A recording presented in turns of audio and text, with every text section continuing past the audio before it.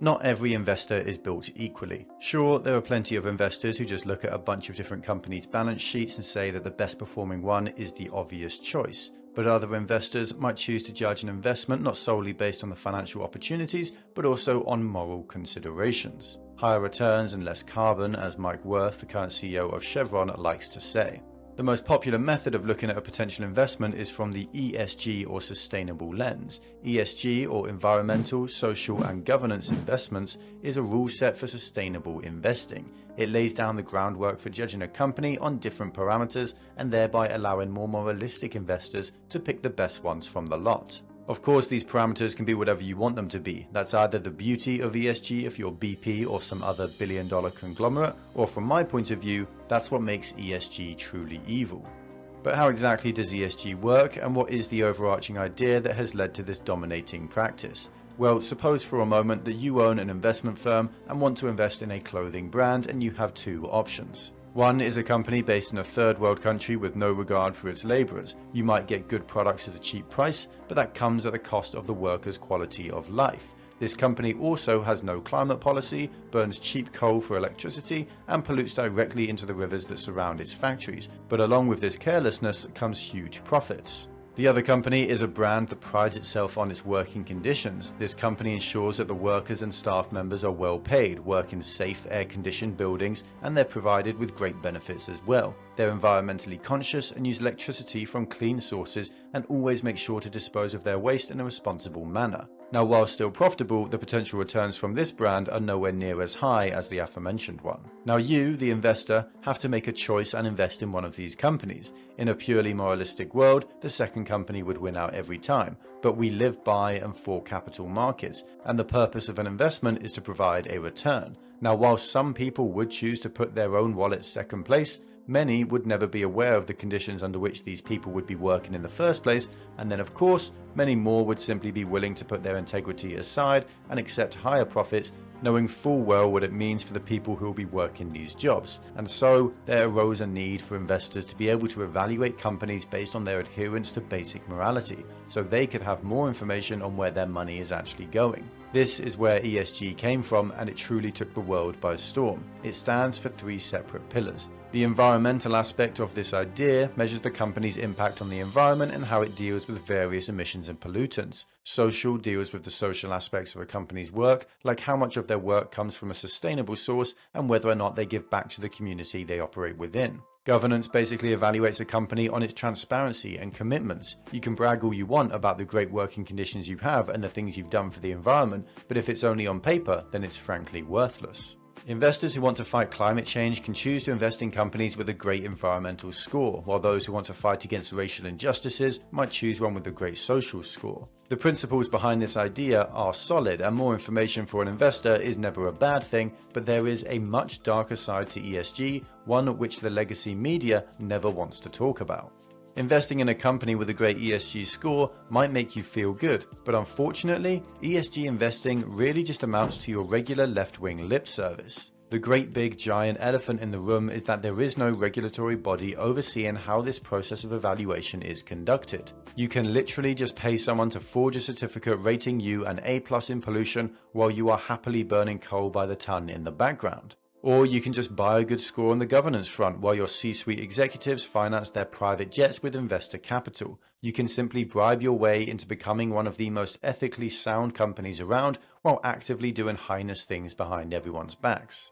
And as I said earlier, there is no regulatory body, so you really can go wild with this corruption. The whole thing is designed to pander to the left-wing agenda of greenwashing politics while simultaneously causing more problems for small businesses that aren't able to fork out the millions of dollars a year necessary to bribe their way towards a clean record.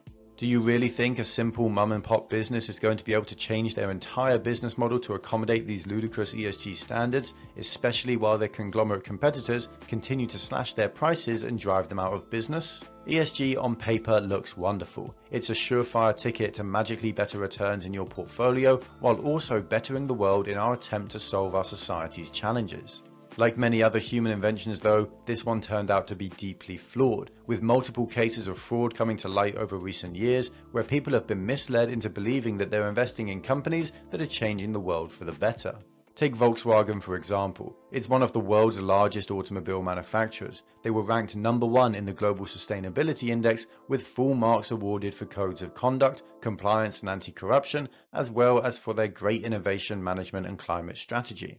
One hell of a company, right? Well, as it turned out, no. VW spent decades purposely installing defective devices in 11 million vehicles to cheat on emission tests designed to reduce air pollution and save people's lives. Now, while Volkswagen was caught out on this occasion, there are thousands of other companies out there doing the same thing and worse, while simultaneously greenwashing investors under the mask of great ESG ratings. So how exactly does this all look to the typical investor? Well, these ESG ratings look pretty much identical to credit score ratings, except a credit card rating is based on regulated data, while ESG ratings are entirely subjective.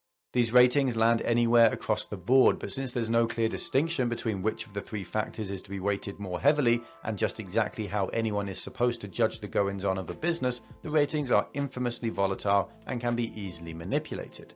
MSCI is a massive company, probably best known for its ETFs or index funds that literally millions of people invest into every single day.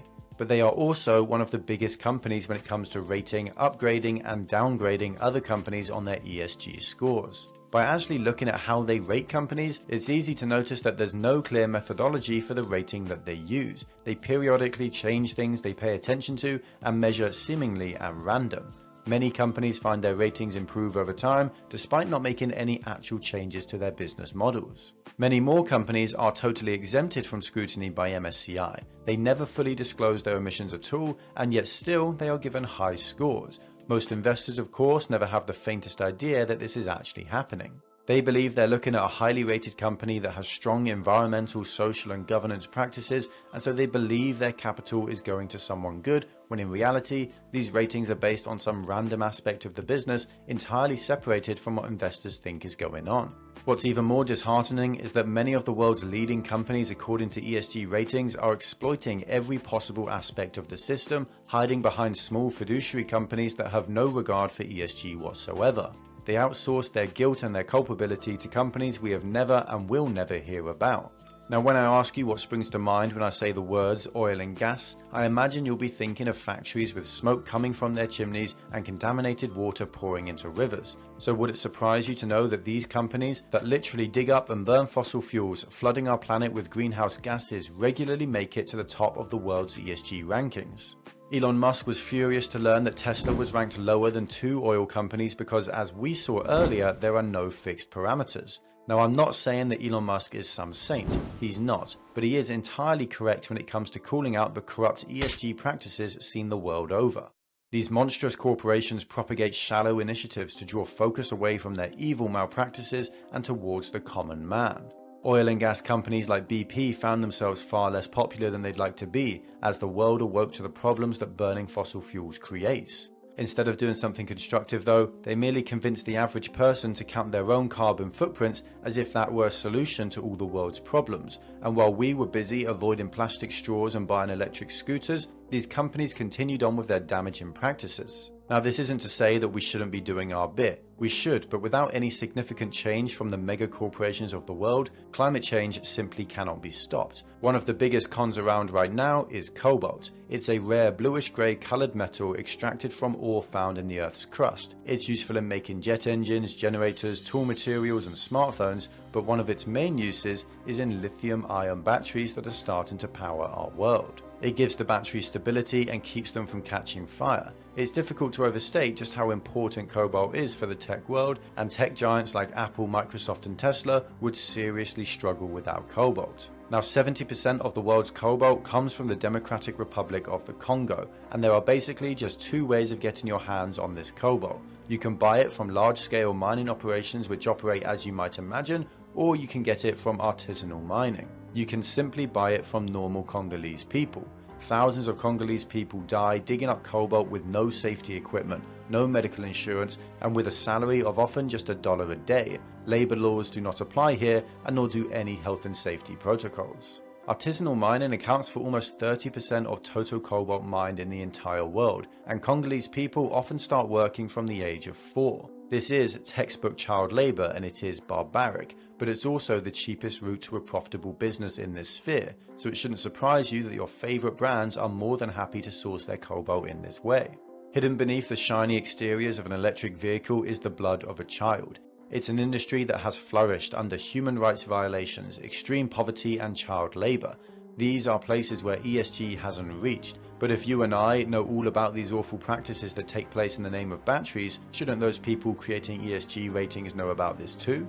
Now, since we're talking about pollution and human rights violations, I feel the urge to include China, the epicenter of all terrible practices. From mass-polluted rivers to dangerous smog throughout the cities of China, pollution has now reached other parts of the world, even as far as the United States. Millions of people have died due to terrible climate conditions in China alone. The working conditions of laborers in China are dejecting. To reduce expenses, employees in China work for low wages, minimum salary, heavy working hours, and little to no job security. This is a clear violation of everything ESG is supposed to stand for, and yet it goes entirely unchecked merely because it happens in another country where the rules are different. Back in 2004, when the UN Secretary General first proposed a framework for ESG investing, it was supposed to make a difference. But over the years, we've come across more cases of debauchery than good. It should have been an opportunity to redeem us of our past mistakes and start anew. And yet again, we succumbed to greed and made a mess out of it all.